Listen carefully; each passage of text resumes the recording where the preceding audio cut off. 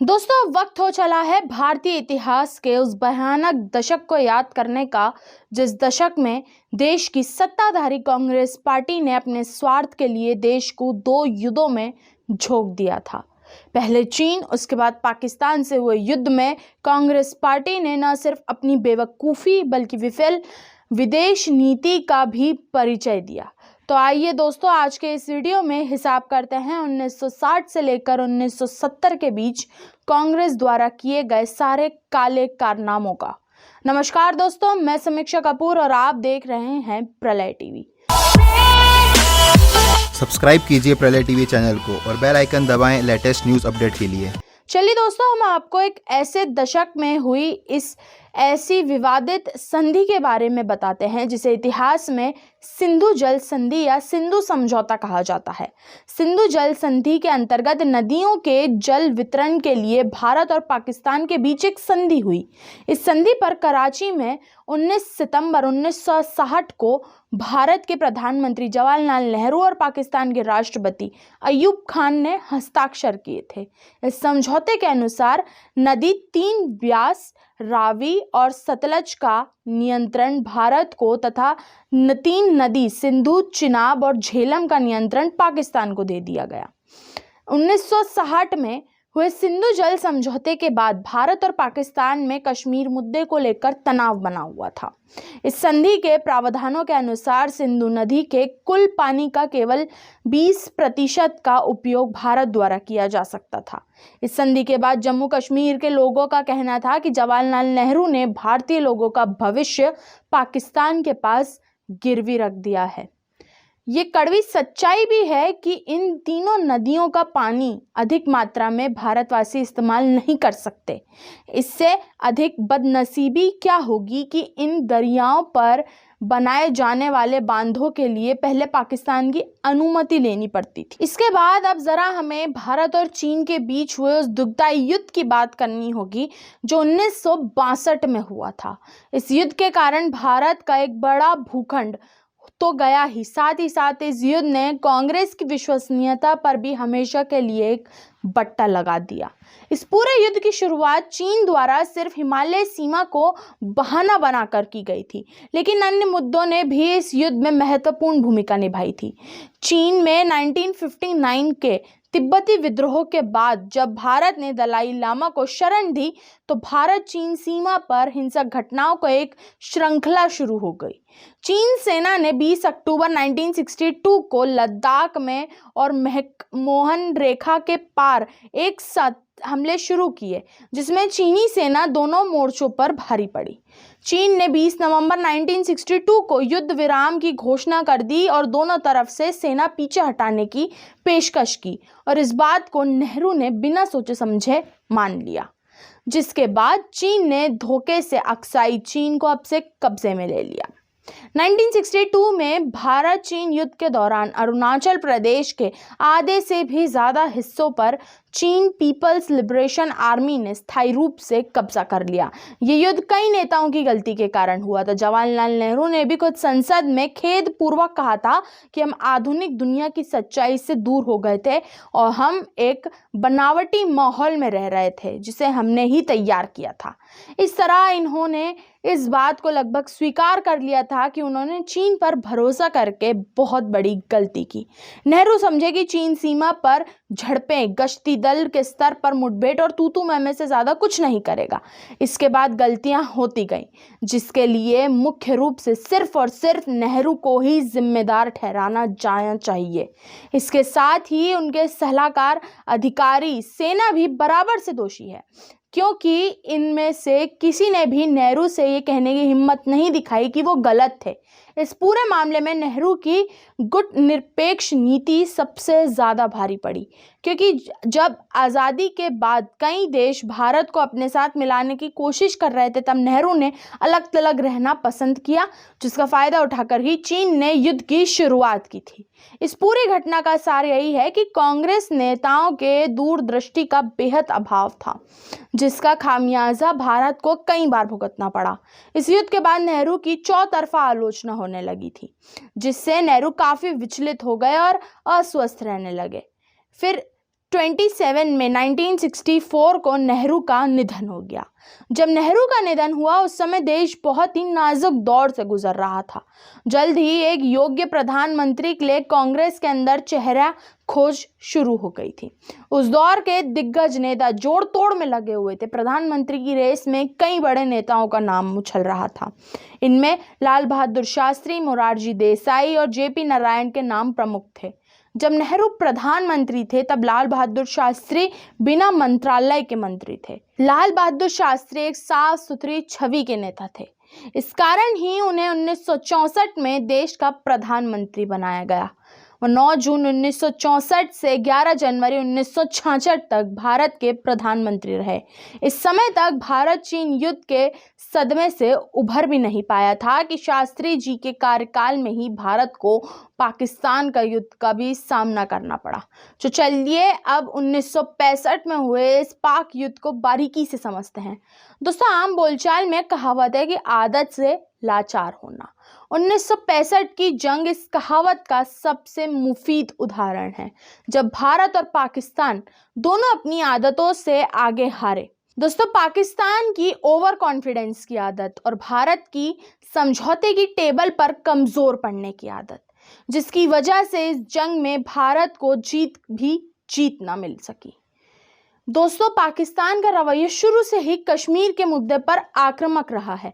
वह कश्मीर को पाकिस्तान में मिलाने की चाह में वर्षों से प्रयत्नशील है।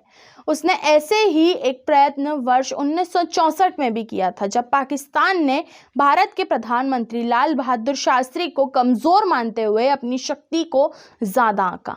पाकिस्तान ने समझा कि शास्त्री युद्ध को झेलने में असमर्थ होंगे और भारत अशक्त है और वह पाकिस्तान का सामना नहीं कर सकेगा। उसने सोचा कश्मीरी आवाम भारत से आज़ादी चाहता है, अगर ऐसे में पाकिस्तान उनकी मदद करे तो कश्मीर को पाकिस्तान में आने से कोई नहीं रोक सकता। दरअसल 1965 में भारत आर्थिक संकट तथा अनाज की कमी से दौर से गुजर रहा था। तभी इतिहास ने अपना रुख भारत के खिलाफ तीव्र कर दिया और पाकिस्तान ने 1965 के मई और जून के महीने में गुजरात के कच्छ के रण पर हमला कर दिया। ये वो इलाका था जहां कोई सीमा विवाद नहीं था। इतना ही नहीं, इस हमले में पाकिस्तान ने भारत के एक इकलौते कंजरकोट को हथिया लिया। चीन के खिलाफ हुए 1962 की जंग को केवल 3 वर्ष ही हुए थे। पिछली लड़ाई के जख्म अभी ताज़ा थे और पाकिस्तान उसे कुरेदने की कोशिश कर रहा था, परंतु हिंद के वीरों को वह मंजूर नहीं था और भारतीय सेना एक बार फिर युद्ध के मैदान में अपना सीना ताने दुश्मन के खिलाफ एक मजबूत दीवार बनकर खड़ी हो गई। 1 सितंबर 1962 के दिन ऑपरेशन ग्रैंड स्लैम के तहत पाकिस्तानी फौज ने जम्मू कश्मीर के छंब में भारतीय सेना पर तोपों से ज़बरदस्त हमला किया, जिसके जवाब में 6 सितंबर 1965 को भारतीय सेना ने वेस्टर्न फ्रंट पर अंतर्राष्ट्रीय सीमा को लांघते हुए आधिकारिक तौर पर युद्ध का बिगुल फूंक दिया और भारत की सेना पाकिस्तान को अपने पैरों तले रौंदते हुए लाहौर के करीब जा पहुंची। 20 सितंबर 1965 को प्रधानमंत्री लाल बहादुर शास्त्री ने आर्मी चीफ से पूछा कि अगर जंग कुछ दिन और चले तो भारत को क्या फायदा होगा। सेना प्रमुख ने कहा, आर्मी के पास गोला बारूद खत्म हो रहे हैं, इसलिए अब और जंग लड़ पाना भारत के लिए ठीक नहीं है।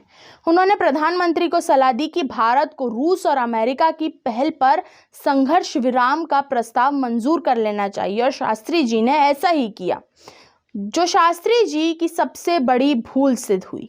भारत ने इतिहास की वही भूल कर दी जो सम्राट पृथ्वीराज चौहान ने मोहम्मद गौरी को 13 बार जीवन दान देकर की थी। बाद में एक चौंकाने वाली खबर सामने आई कि भारतीय सेना के गोला बारूद का केवल 14 से 20% सामान ही खर्च हुआ था। अगर भारत चाहता तो पाकिस्तान का नामो निशान मिटाने तक लड़ता रहता, लेकिन भारत के सेना अध्यक्ष की गलत जानकारी देने की गलती के कारण ऐसा नहीं हो सका। ये गलती यहीं तक नहीं रुकी। उसके बाद रूस की पहल के बाद ताशकंद समझौता हुआ। इस संधि में कुल 9 समझौते पर हस्ताक्षर किए गए, जिनके अंतर्गत भारत पाकिस्तान को युद्ध के मैदान में पीछे हटना पड़ा और इसी तहत भारत को 75 स्क्वायर मील जमीन पाकिस्तान को देनी पड़ी, जिसकी वजह से प्रधानमंत्री शास्त्री की तीखी आलोचना हुई। संसद में आलोचना करने वालों में विजय लक्ष्मी पंडित भी थी। रण ऑफ कच्छ पर समझौता शास्त्री द्वारा युद्ध को टालने की नीति थी, परंतु लाखों भारतीय सैनिकों की शहादत और पाकिस्तान के 1900 वर्ग किलोमीटर की जमीन पर कब्जे के बाद भी भारत के दोनों हाथ खाली ही थे। उसके हाथ कुछ नहीं था।